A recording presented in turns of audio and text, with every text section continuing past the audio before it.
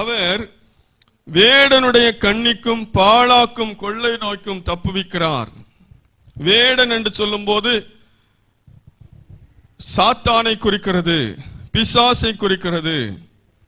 பிசாசு தான் எவனை விழுங்கலாமோ என்று அவன் வகை தேடி சுற்றி திரிகிறான் வேதத்தில் வாசிக்கிறோம். ஆகவே வேடனுடைய கண்ணி பிசாசுடைய கண்ணிக்கும் வலைக்கும் தேவன் நம்மை நீங்களாக்குகிறார். கண்ணி என்று சொன்னால் நமக்கு தெரியாமல் வைக்கப்படுகிற ஒன்று. ஆகவே இந்த வேடனுடைய கண்ணி அவன் மிருகங்களுக்கு வைப்பான், பறவைகளுக்கு வைப்பான். வேட்டையாடுகிறவன் மிருகங்களையும் பறவைகளையும் பிடிப்பதற்காக அதற்கு தெரியாமல் வைக்கிற அந்த ஒரு தந்திரம்தான் கண்ணி என்று சொல்லப்பட்டிருக்கிறது.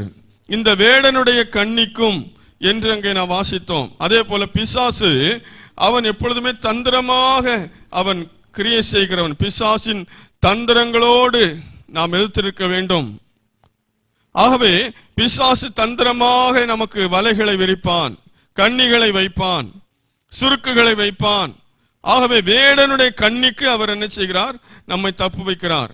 ஒருவேளை நாம் ஒரு நல்ல வாகனம் வைத்திருக்கலாம், நல்ல பாதுகாவலர்கள் வைத்திருக்கலாம், இப்படி எத்தனையோ பாதுகாப்பான ஆயுதங்கள் நமக்கு வச்சிருந்தாலும் நமக்கு மறைவாய் வைக்கப்படுகிறதே அவைகள் ஒரு நாளும் கண்டுபிடிக்க முடியாது. அதிலிருந்து அவைகள் நம்மை பாதுகாக்கவும் முடியாது. ஆனா மறைவான கண்ணிகள், தாவீது பல சங்கீதத்தில் சொல்லியிருக்க மறைவான கண்ணிகள் என்று சொல்லியிருக்கிறார். அது போல வேடனுடைய கண்ணி, பிசாசு வைக்கிற தந்திரங்களிலிருந்து நம்மை காப்பாற்ற ஆண்டவரால் மட்டுமே முடியும்.